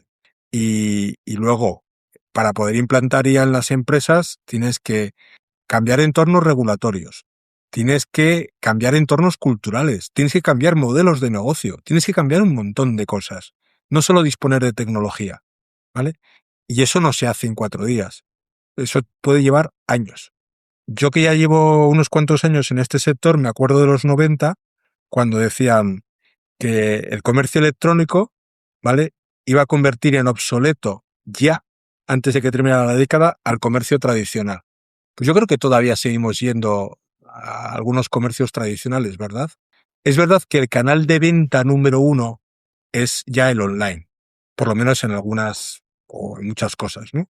Y es verdad que hoy en día bueno, o al menos casi todo lo compro online, pero no ha conseguido eliminar por completo el canal presencial. Y sobre todo, han pasado más de 30 años desde que se dijo por primera vez que el canal presencial estaba muerto. Y la tecnología existe, pero el desarrollo eficiente de esa tecnología, la implantación y sobre todo la transformación cultural y de modelos de negocio que eso significa lleva más tiempo que 1, 2, 3 o 4 años. Justo iba a decir lo mismo. Una frase de Andy Grove, con lo que contabas me acabo de acordar de ella, la busqué ahora, Solo los paranoides sobreviven. que esa es muy buena y de hecho, bueno, les lo está pasando bastante mal Intel, pero otra frase que no envejeció tan bien, que es que, esta la dijo en el año 99, que dijo, en 5 años todas las empresas serán empresas de Internet o no serán empresas en absoluto. Te lo dijo en el 99, o sea, eso sería para 2004. Imagínate que imagínate que Mercadona cotiza en bolsa y en el año 99 tienes acciones de Mercadona y te dice esto alguien que no es un cualquiera, que es el CEO de Intel. Igual te acojonas y las vendes. Sí. ¿Y qué pasó del 99 a 2026 con Mercadona? O sea, que mucho cuidado con expertos, porque pueden ser expertos, pueden ser visionarios, pero también equivocarse, Sí. como bien dices. No, y sobre todo, repito, o sea, nadie discute que eso va a suceder. Lo que discutimos es el cuándo y con qué intensidad. Exacto, exactamente. Claro, el problema de esta frase es eso. No es que Internet del 99 aquí no haya evolucionado inmensamente en la vida de los demás, pero no es que en 5 años todas las empresas hayan pasado de Internet o hayan desaparecido. Y sobre todo, o sea, hay intermedios. Paco, y sobre todo, ¿sabes quiénes fuimos los que ayudamos a todas esas empresas a implantar esas soluciones de Internet, esas soluciones de tecnología? Las consultoras tecnológicas. ¿Quiénes crees que van a ser los que van a ayudar a esas grandes corporaciones a implantar y a transformarse a través de la inteligencia artificial? Sí, yo es lo que creo. Y por lo menos es donde tengo mi cartera ahí metido, en empresas de este sector, porque creo que se verán beneficiadas para los próximos años, aunque ahora el mercado, tú dices, es eficiente de media, pero también a veces se equivoca. Sí. Yo creo que siendo se equivoca son los analistas que a veces pues pueden hacer sugerencias no correctamente fundamentadas. Y muchas veces a corto plazo pues se mueve por el miedo y la avaricia, pero al final a medio o largo plazo lo que importa es el dinero, ¿no? Sí, Esa es la clave. por Y supuesto. lo que marcará la diferencia de a ver si tenemos razón o no, que por supuesto podemos estar equivocados, pero yo creo que aquí el mercado en algunas empresas se equivoca y en algunos sectores. Que tengo la frase de Gordon Gekko. Muy bueno. Lo que importa es el dinero. El resto es conversación. Así que bueno, ya veremos. En el futuro, esperamos seguir contando contigo en el futuro y veremos qué tal ha envejecido nuestra opinión, por supuesto. Si envejece como la de Andy Grove o envejece mejor. Esperemos que sea mejor por nuestras carteras también. Pero, por lo menos aquí tenemos skin in the game, como diría Taleb. Muy buena reflexión, la verdad, de Pablo. De lo mejor que he visto sobre este tema, la verdad. Y Pablo, bueno, la última pregunta sobre el futuro de Icertis es ¿cómo ves Icertis a más largo plazo todavía, más que este plan de 2030? ¿Y qué es lo que más te ilusiona a ti personalmente del futuro de Icertis? A ver, a mucho más largo plazo el proyecto con el que estamos es crear una gran consultora europea, ¿vale?, que pueda liderar la prestación de esos servicios de altísima capa de valor a grandes compañías, ¿no? pero sobre todo sentirme y sentirnos orgullosos de lo que hacemos, de ser capaz de crear valor sostenido a muy largo plazo para todos los que nos rodean, o sea, para el conjunto de los stakeholders, ¿no? Para los accionistas, para los clientes, para los empleados y también para el conjunto de la sociedad, ¿no? Al final, creo que crear esa gran compañía que sobreviva al equipo de fundador y a los equipos actuales y que se convierta en un ente con vida propia y que perviva a largo plazo es lo que realmente creo que motiva y que motiva, ¿no? Bueno, pues después de esta... Bueno, se me ocurre una reflexión que hay tres cosas que en el futuro seguirán igual, que es esta base tecnológica, esta adaptación a lo que vaya a surgir y este crecimiento, ¿no? Eso sí que no cambiará de aquí a las próximas décadas, en principio, que es lo que comentamos antes. Ujú. Así es. Pues como inversor, nos gustaría, ya para terminar, ya dejando de lado esta parte de CEO de Icertis, nos gustaría saber por qué empezaste a invertir, porque además de CEO, con el dinero que puedes ahorrar, también inviertes. Sí, yo de hecho empecé a invertir muy pronto. Yo todavía me tocó ir a firmar boletas de órdenes a la oficina bancaria del barrio antes de que existiera el brokeraje telefónico, o por lo menos antes de que existiera para los mortales, ¿no? Existía para los profesionales, pero no para los mortales. Y por supuesto antes de que existieran ninguna plataforma de contratación online, ¿no? Entonces, yo hace pues 32 años creo que compré mis primeras acciones y por lo tanto hacía bastante tiempo que empecé, ¿no? O sea, quiero decir, como todo esto ha ido evolucionando con muchos factores. El primero, la edad, ¿no? Cuando te vas haciendo más viejo, vas aprendiendo más cosas y en general te sueles volver algo más conservador que como eras al principio, ¿vale? Entre otras cosas porque tienes más conocimiento, pero también porque tienes menos oportunidades para recuperarte de los errores, ¿no? Que cuando eres más joven. Eh, no obstante, yo no soy un inversor muy conservador. La mayor parte de mi capital, lógicamente, está alocada en mi empresa principal, que es Icertis, de la que sigo siendo el principal accionista y tengo casi un 38% ahora mismo, eh, y que representa un patrimonio muy significativo, o sea, una parte muy significativa de mi patrimonio. Pero no obstante, además de eso, tengo una parte de mis activos en fondos de inversión, en inversiones directas en bolsa, y como novedad, en los últimos 5 años he ido invirtiendo en cosas en las que nunca habría invertido, ¿vale? Eh, pues por ejemplo en real estate, ¿vale? Donde si bien sigue pesando muy poco sobre el total de mi patrimonio global, en torno a un 5%, que no es para nada el porcentaje habitual, pues sí hay algo. En otros activos alternativos como arte y en distintos... pues se puede decir que entre real estate y activos alternativos puedo estar en el entorno del 10% de mi cartera. El resto hay un pequeño porcentaje de activos monetarios, o sea, fondos monetarios de ultracorto plazo y de cash, y el grueso de casi todo, ¿vale? Más del 85%, casi el 90%, es una exposición a renta variable o a fondos mixtos con una gran proporción de renta variable. Fondos y mis propias acciones, o sea, incluyendo Icertis.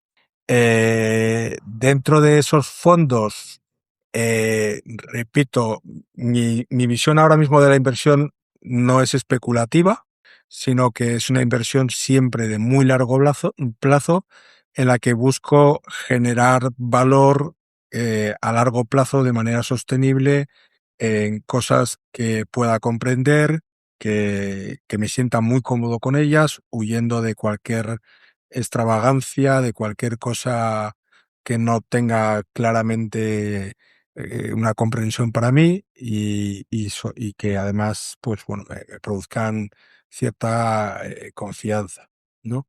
Digamos que perfil de riesgo moderado arriesgado, por ese que dirían a la hora de clasificarme, ¿no? Pero no tanto como pueda parecer, ¿no? O sea, desde fuera. Para mí la volatilidad no es en sí mismo un problema, ¿vale? Lo que es una pérdida, es un problema es la pérdida definitiva, ¿no? Entonces, asumo cierto grado de volatilidad siempre que no asuma un riesgo de pérdida definitiva significativa.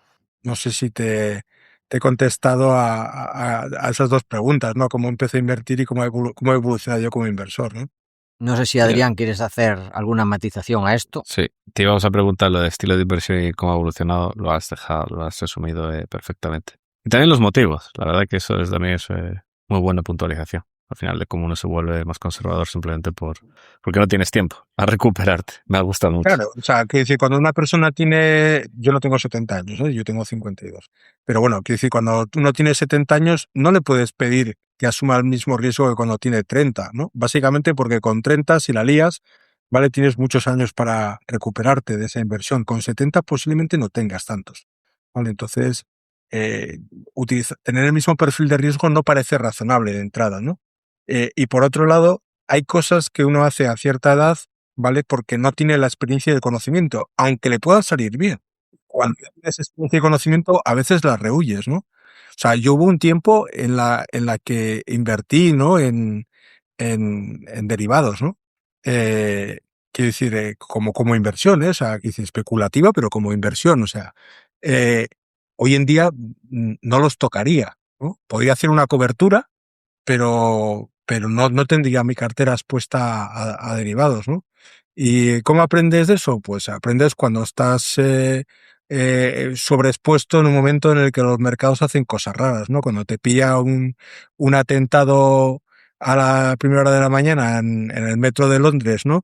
Con recién comprado un futuro del SP500, pues te entra una risa tremenda, ¿no? Y dices, pero ¿qué demonios estoy haciendo yo aquí? ¿No? El tonto. Porque además todo esto lo haces con una pantalla abierta, pero cuando realmente tu trabajo es otro, ¿no? O sea, estás haciendo otras cosas. Entonces, son estas cosas que pudiste hacer hace 20 años, pero que ahora mismo no se te pasan por la cabeza, porque primero no te lo quieres jugar todo a cara de cruz, no quieres asumir ese nivel de riesgo, pero sobre todo es que tu vida es otra. O sea, tienes otro negocio, te dedicas a otras cosas, y aquí lo que se trata es de ahorrar, y una vez que tienes ahorros, ¿vale? Ponerlos a trabajar. Pero trabajar para generar interés compuesto a largo plazo, ¿no? O sea, sabiendo lo que decíamos antes, que hay gente que te dice, no, es que yo si no gano un 20%, un 30% todos los años no estoy feliz. Digo, bueno, pues muy bien, pues vete al casino. Porque para ganar un 30% todos los años, o sea, quiero decir, de manera sostenida, bueno, de manera sostenida es imposible, pero quiero decir, te vas a exponer a un nivel de riesgo, ¿vale? De unas proporciones bíblicas, ¿de acuerdo? Y eso supone que te las vas a estar jugando a cara cruz constantemente. Puede ser que un año saques un 30%, y entonces, si tú estás expuesto a un producto o a una serie de productos que te pueden dar 30% anuales, también tienes la posibilidad de tener un menos 30, ¿vale? Y tienes que asumir que eso es así. Totalmente. ¿Y cuáles dirías que son tus fondos e inversores de referencia? Que pueden ser de aquí, internacionales, o incluso inversores que ya ahora estén jubilados, lo que quieras. Es una pregunta abierta. Pues mira, aunque no lo creáis, tengo una parte de mi cartera de fondos dedicada a pequeños fondos de autor locales que conozco.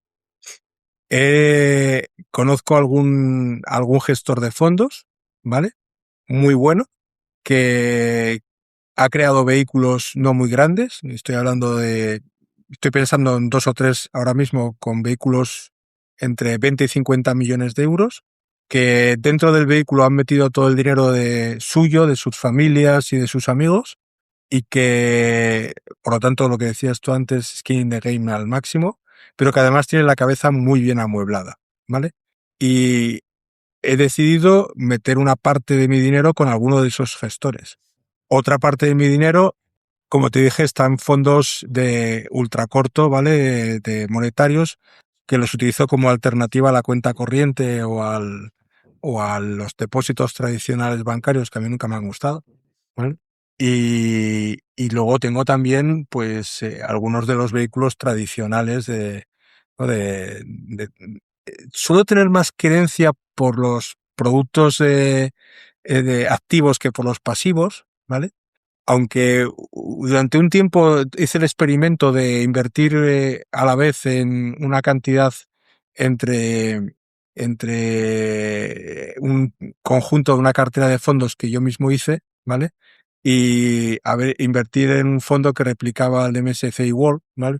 Y honestamente, durante los años que lo estuve haciendo, el rendimiento era muy parecido.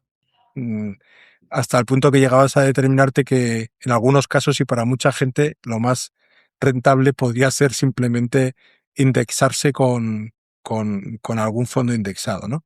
Si bien creo que cuando hay una buena selección de fondos, eh, se consigue algo de valor, algo de alfa, ¿vale? Sobre la gestión pasiva. Pero para muchos mortales lo más cómodo, desde luego, es te indexas a un índice global o a un conjunto de índices y te dejas de aventuras, ¿vale? Y es la forma más sencilla. De todas maneras, apostar por los referentes nunca suele salir mal, ¿no? Sobre todo si tienes una correcta diversificación no lo apuestas todo al mismo, ¿no? Y el timing es el correcto y demás. ¿Y quieres comentar alguno de los nombres de los fondos y gestores? Nosotros aquí encantados de No, a darles ver, publicidad. quiero decir, mira, te cuento un par de los pequeños boutique, ¿vale? O tres. Sí, exactamente. Pero porque por hacerles publicidad a los pequeños. Es que los grandes los conoce todo el mundo y además Exactamente. tal. Mira, pues de los pequeños, por ejemplo, que me llaman la atención en España, ¿vale? Sí, Que esté invertido, ¿eh? O sea, hay otros sí. que me llaman la atención, pero no estoy invertido. Muy pequeños, ¿eh? Pero muy interesantes. Hay un vehículo que se llama Dukes, ¿vale? Hay otro Ujú. vehículo que se llama Phoenix y hay un tercer vehículo que se llama Kaizen, ¿vale?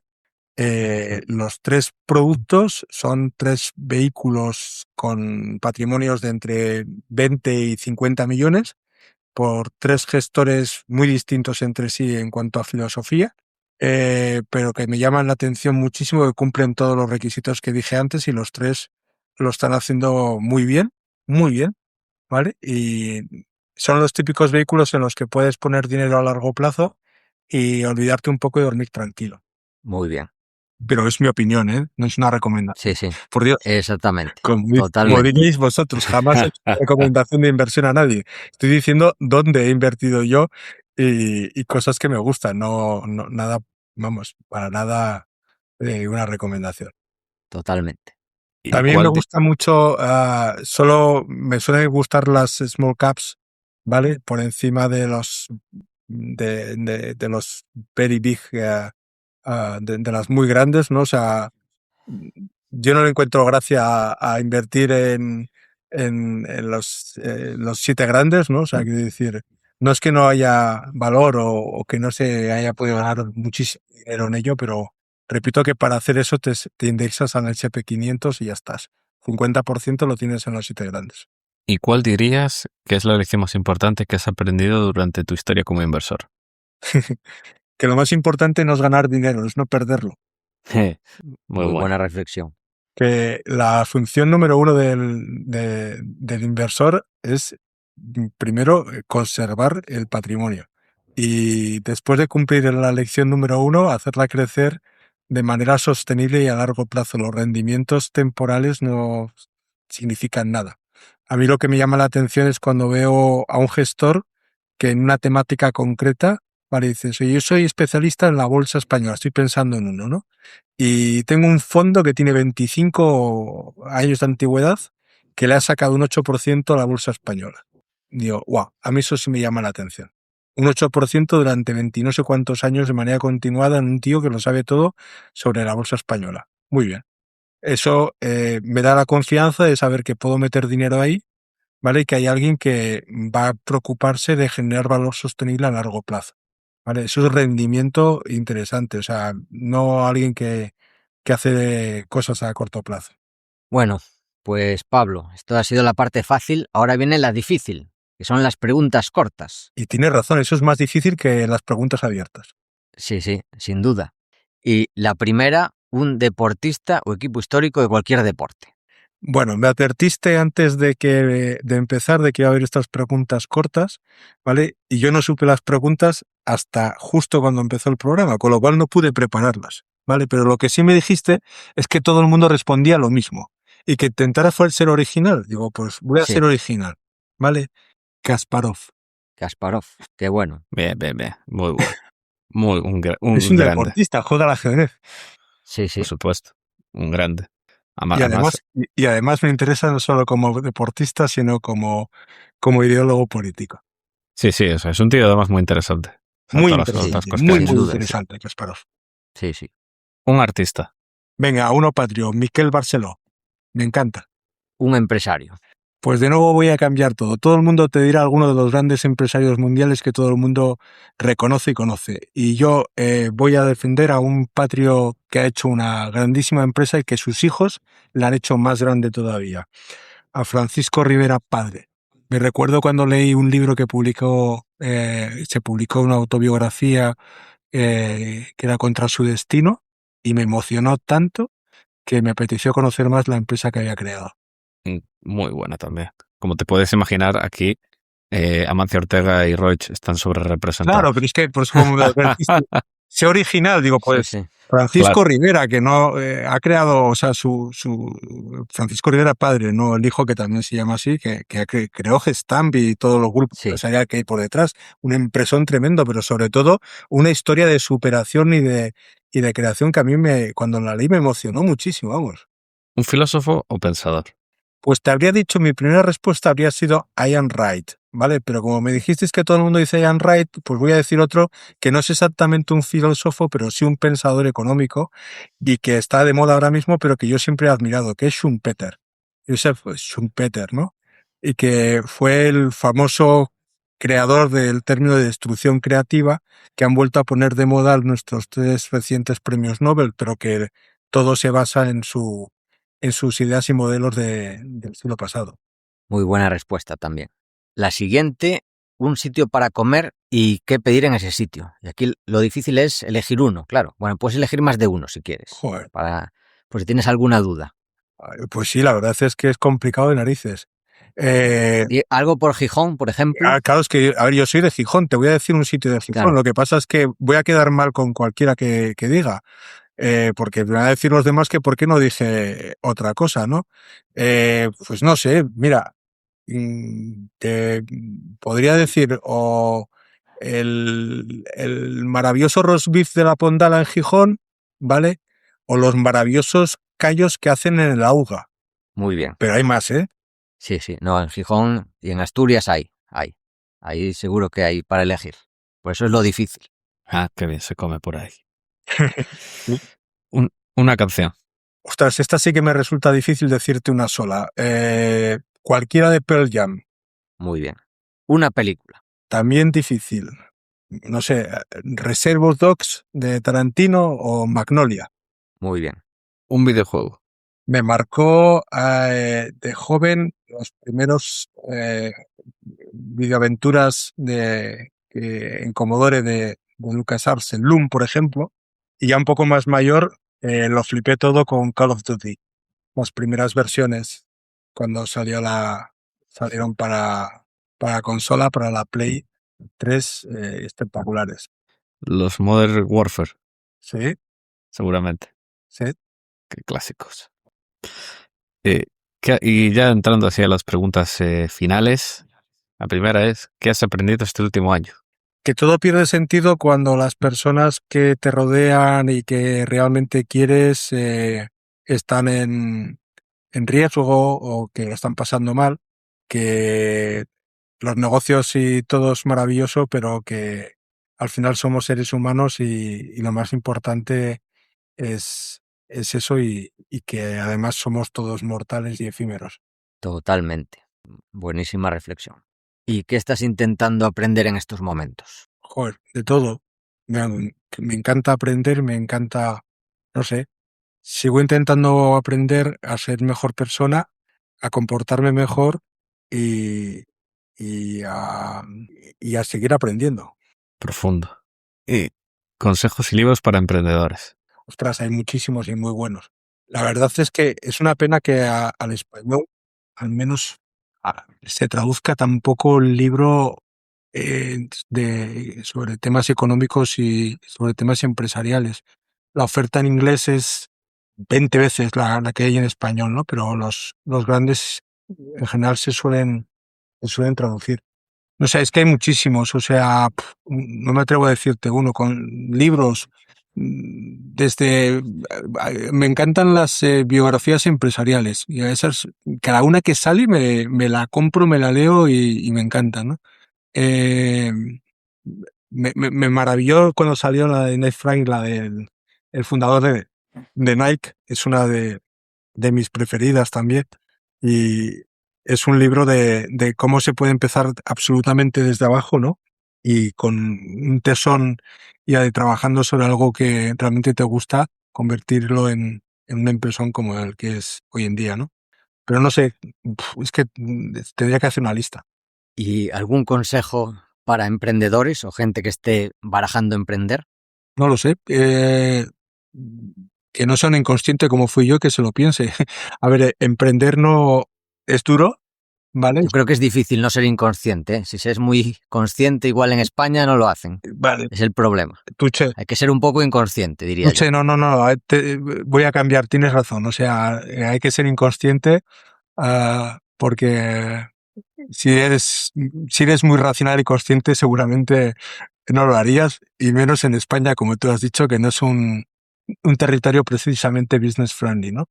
Pero bueno, sí es verdad que hay que ser consciente de que emprender es duro, ¿vale? Muy duro, y que además las estadísticas dicen que un porcentaje muy alto se fracasa, ¿vale? Entonces, si a pesar de todo ello quieres hacerlo, pues adelante.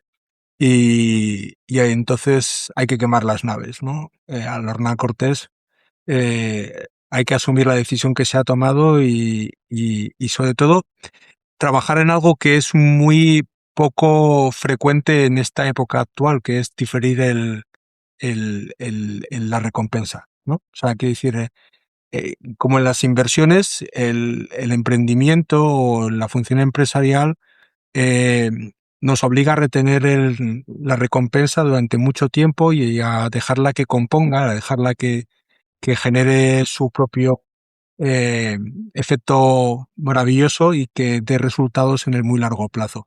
Las grandes cosas lleva décadas hacerlas, ¿no? Muy buena reflexión. Pues Pablo, muchísimas gracias por pasar este largo rato con nosotros, explicándonos Icertis, su pasado, presente y futuro, y hablándonos también de otras facetas, también de ti como inversor, y esperamos poder contar contigo de nuevo aquí otra vez para seguir viendo esta evolución, y para terminar te cedemos el micrófono para lo que quieras. Pues nada, oye, me lo he pasado muy bien, muy agradecido que me hayáis invitado. No sé si me querréis invitar otra vez porque me dijisteis que hora y media y estoy mirando el reloj ahora mismo y han sido 2 horas. Con lo cual, eso quiere decir que he hablado más de la cuenta. Pero bueno, Al revés, nos encanta eso, Sí, nos encanta. a la gente le gusta. bueno, pues espero que pueda resultar de interés para alguien y que no os aburra en exceso. Y, y sobre todo, pues oye, daros las gracias a vosotros por haberme invitado a estar con vosotros y felicitaros por el trabajo que hacéis. Muchas gracias, Pablo. Adrián, ¿quieres añadir algo más? Nothing to add. Pues esto ha sido todo hasta la semana que viene. Ya sabéis, si os ha gustado, os animamos a darle al like, al me gusta, compartirlo, ya que ayudaréis a que este podcast siga existiendo y siga creciendo. Desde aquí, Paco y yo nos despedimos. Que el valor te acompañe.